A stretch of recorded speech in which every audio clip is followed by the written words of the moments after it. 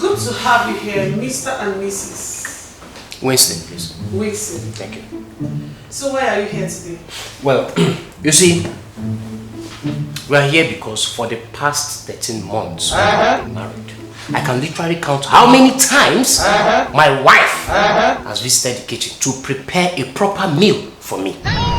No, I don't mean to sound anyhow here, but the thing is this. I'm a modern man and I'm supposed to go out, come back home and meet a proper meal. But no! This woman here offers me snacks as dinner. That's ridiculous. Mrs. Wilson, what do you have to say?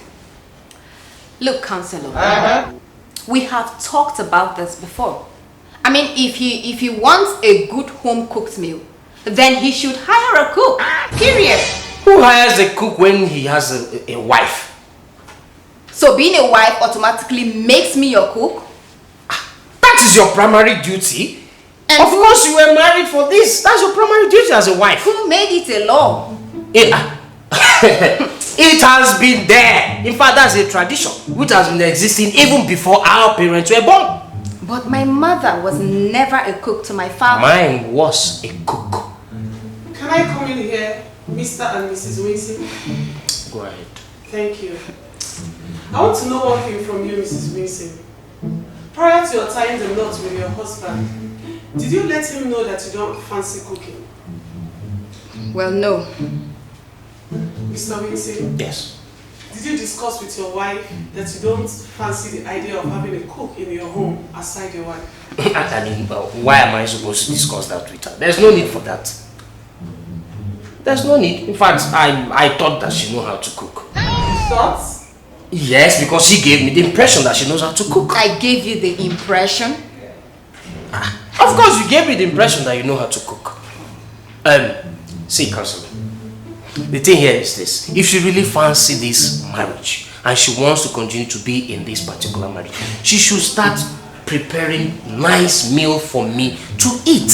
Or, if possible, register in a culinary school and learn how to cook. See, Counselor, can you please help me ask this man what he did to the first food I cooked after we got married? I can't remember any of that. Oh, you can't remember? Maybe you would rather remind me because I can't remember. He spat out the first spoon and asked if I wanted to poison him. I mean, who does that? That was a mere joke.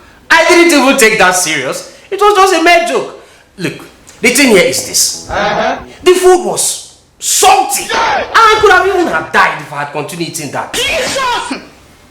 It wasn't that salty to kill you. Says who? Says who?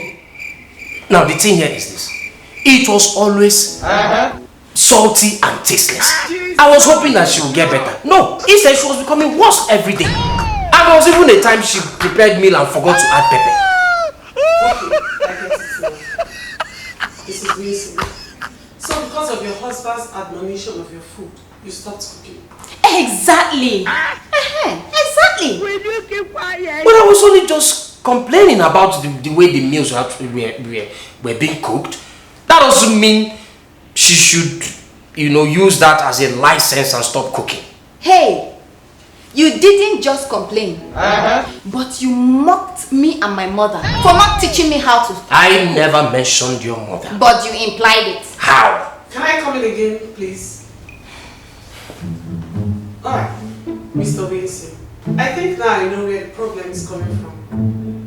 Mr. Wilson, I think if you were kinder with your admonition of our food, that would have stayed out to keep on trying to get better at cooking. Counsel, believe me when I say this.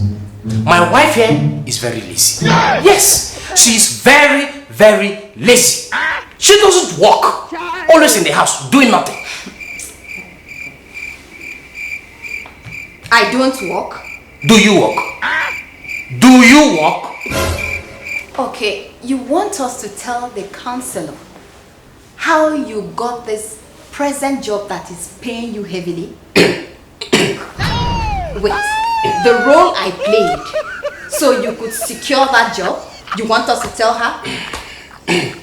What role did you play in getting in this present? Counselor, please. You see, this is not why we are here. I would suggest we quickly fall back to the actual discussion that we've been in. You get, please. Okay. This is what I have to say. Okay, go ahead. Compromise is a necessary part for every successful marriage. For two people to work together as a team, each person has to give and take once in a while. So what I'm saying in essence is, Mrs. Winston, I know you're not very good at cooking, but please, can you, for the sake of your marriage, endeavor to cook? At least let him come home to a hot meal. Well, that's if he doesn't badmouth my cooking. Mr. Winston, can you be kinder with your words? I'll try.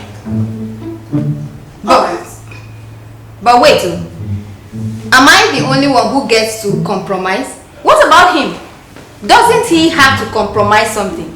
I mean, we still need a cook. I don't get it. What do we still need the cook for? If she has accepted to start cooking. Oh, so you expect me to cook every day? Mr. Winston?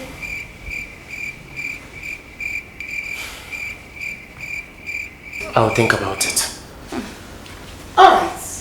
This gives me great joy that you have finally come to a compromise. But before I forget, Mrs. Winston, you said something about playing the role you played in getting him his present job. Do you care to talk about it now? Honey, please, let us go. Thank you.